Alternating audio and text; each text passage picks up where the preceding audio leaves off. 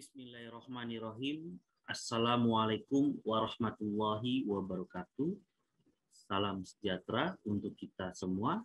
Bertemu lagi dengan saya, Muhammad Ilham Haji Fathur Rahman, Eksos MSI, dalam video pembelajaran e-learning Institut Setia-Mi. Pada kesempatan kali ini, kita akan membahas materi chapter 4 tentang lembaga-lembaga negara dan hubungan antar lembaga negara pada mata kuliah Sistem Administrasi Negara Indonesia. Pada chapter 4 ini kita akan membahas mengenai lembaga-lembaga negara dan hubungan antar lembaga negara.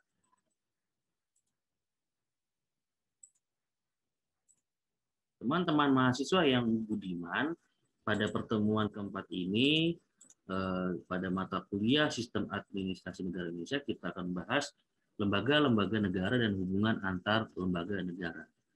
Dalam pembahasan ini saya buat menjadi 4 kerangka outline materi pembahasan yang meliputi lembaga-lembaga negara, sistem ketatanegaraan Republik Indonesia, baik sebelum amandemen maupun pasca amandemen, lalu hubungan antar lembaga negara sebelum amandemen, lalu hubungan antar lembaga negara pasca amandemen. Teman-teman mahasiswa yang budiman, kita langsung masuk ke pembahasan lembaga-lembaga negara. Nah, lembaga-lembaga negara apa sih pengertiannya? Nah, jadi istilah lembaga negara dalam perpustakaan Belanda sering disebut dengan istilah state organen. Sedangkan dalam perpustakaan Inggris, istilah lembaga negara sering dikenal dengan sebutan political institusi atau political institution. Sedangkan untuk di Indonesia menggunakan istilah lembaga negara, badan negara, atau organ negara. Jadi, lembaga negara disebut juga dengan istilah lembaga pemerintahan, lembaga pemerintahan non-departemen, atau lembaga negara saja. Ada yang dibentuk berdasarkan atau karena diberi kekuasaan oleh Undang-Undang Dasar, ada pula yang dibentuk mendapatkan kekuasaan dari undang-undang, dan bahkan ada pula yang hanya dibentuk berdasarkan keputusan regulasi presiden atau kepres. Lembaga negara, jika dilihat dari segi hierarkinya, dapat dibedakan menjadi 3 lapis, yaitu lembaga tinggi negara, dan lembaga daerah. Jadi, dapat kita ambil benang merahnya bahwa lembaga negara adalah lembaga pemerintahan yang dibuat oleh, dari, dan untuk negara. Lembaga negara bertujuan untuk membangun negara itu sendiri. Secara umum, tugas lembaga negara adalah antara lain menjaga stabilitas keamanan, sosial politik, hukum, HAM, dan budaya, menjadi bahan penghubung antara negara dan rakyatnya, serta yang paling penting adalah membantu menjalankan roda birokrasi pemerintahan. Jadi dapat kita katakan bahwa kedudukan dan kewenangan lembaga negara sangat berpengaruh penting pada sistem pemerintahan dan konstitusi yang berlaku. Jadi jelas, lembaga negara yang ada bisa berbentuk kementerian, badan, atau UPT, sampai ke tingkat akar rumput atau tingkat RT dan RW, atau tingkat daerah. Lalu apa sih lembaga negara itu sendiri? Nah, menurut Undang-Undang Nomor 12 Tahun 2011 tentang pembentukan peraturan perundang-undangan, yaitu dimulai paling tinggi adalah Undang-Undang Dasar tahun 45. Lalu level kedua atau MPR, Undang-Undang dan Perpu, Peraturan Pemerintah atau PP, Perpres atau Peraturan Presiden, dan Peraturan Daerah, baik tingkat provinsi, kabupaten ataupun kota. Sementara dalam Undang-Undang Dasar tahun 45 diatur sedikitnya ada 34 lembaga negara, yaitu sebagai berikut. Nah, jadi ada 34 lembaga negara yang diatur dalam Undang-Undang Dasar tahun 45, dari Presiden, Wakil Presiden, MPR, Kementerian Negara, Menlu, Mendagri, Menhan, DPA, Duta, Konsul, sampai DPR, DPD, KPU, dan sampai tingkat DPRD kota. Lalu kita lanjut ke pembahasan berikutnya, teman-teman mahasiswa. Nah, adapun macam-macam lembaga negara. Nah, lembaga negara terdapat ada 2 unsur pokok yang saling berhubungan erat, yaitu organ dan fungsi. Organ adalah bentuk atau wadahnya, sedangkan fungsi adalah isinya. Organ dan fungsi ini adalah bagian yang tidak bisa dipisahkan bagikan 2 sisi mata uang. Jadi organ ini kita ibaratkan seperti bentuknya atau tempatnya, sementara fungsinya ini adalah bagaimana implementasi prakteknya dalam organ tersebut. Nah, jadi fungsi ini sebagai prakteknya atau implementasi dari kebijakan tersebut di dalam wadahnya. Nah, Dengan demikian, maka macam lembaga negara dapat dilihat dari dua segi. Jadi, macam lembaga negara dapat dilihat dari dua segi, yaitu dari segi fungsinya dan segi hierarkinya. Jika dilihat dari lembaga negara dari segi hierarkinya, itu dibagi menjadi tiga lapis: lembaga tinggi negara, dan lembaga daerah. Apa sih lembaga tinggi negara?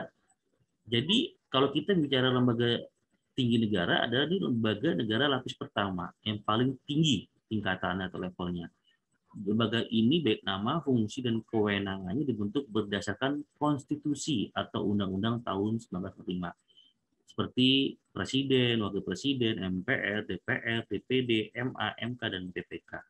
Lalu lembaga negara yang kedua adalah lapisan kedua atau level kedua yang sumber kewenangannya di Koridor Undang Dasar tahun 45 sebagai misalnya seperti Menteri Negara, Komisi KY, TNI, Kepolisian Negara, KPU, KPI, Komnas HAM, dan Bank Sentral.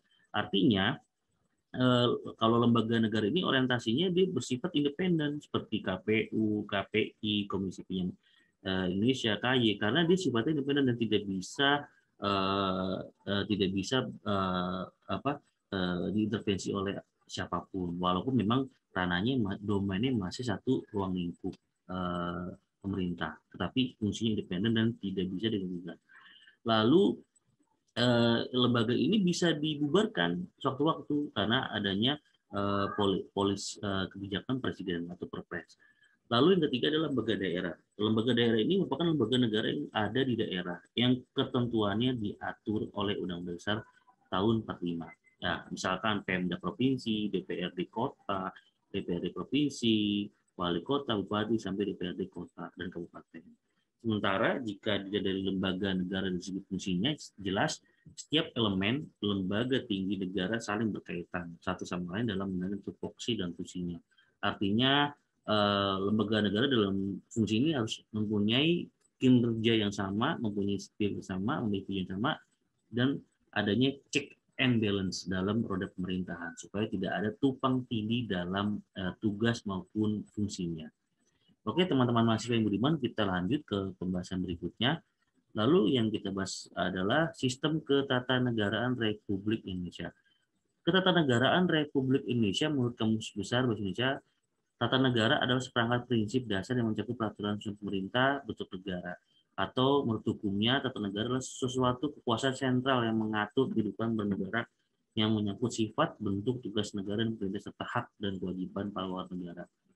Lalu di negara Republik Indonesia, sistem ketatanegaraan didasarkan pada Undang-Undang Dasar tahun 45 atau Konstitusi Republik Indonesia. Jelas, Undang-Undang Dasar ini menentukan arah politik hukum NKRI yang berfungsi sebagai hukum dasar tertulis yang tertinggi untuk mencapai tujuan nasional atau tujuan negara. Nah, sistem ketatanegaraan negara Indonesia itu dibagi menjadi dua, pasca sebelum amandemen atau setelah pasca amandemen. Jadi kalau kita lihat konstitusi di negara Indonesia sejak kurun waktu tahun 1999 sampai 2002 telah mengalami 4 amandemen.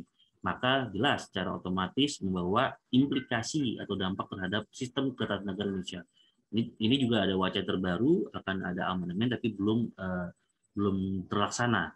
Nah, sistem ketatanegaraan Republik Indonesia sebelum amandemen jelas negara Indonesia berdasarkan hukum, kita masih menganut bahwa negara kita negara hukum, sistem konstitusional, undang-undang menjadi level tertinggi, kekuasaan tertinggi di tangan MPR. Jadi ketika sebelum amandemen MPR itu mempunyai peranan yang sangat sentral. Kedaulatan rakyat hanya di tangan MPR dan MPR mendistribusikan lagi ke lembaga-lembaga lainnya. Sistem yang digunakan adalah sistem presidensial, kepala presiden sebagai kepala negara atau maupun kepala pemerintahan. Lalu presiden tidak bertanggung jawab kepada DPR ketika itu ya. Lalu kekuasaan kepala negara tidak terbatas.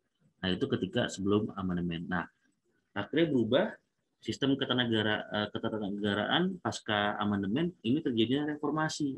Nah, ini keran era reformasi terbuka di mana lahirnya prinsip otonomi daerah. Negara Indonesia masih berdasarkan negara hukum tetapi dibagi menjadi wilayah provinsi.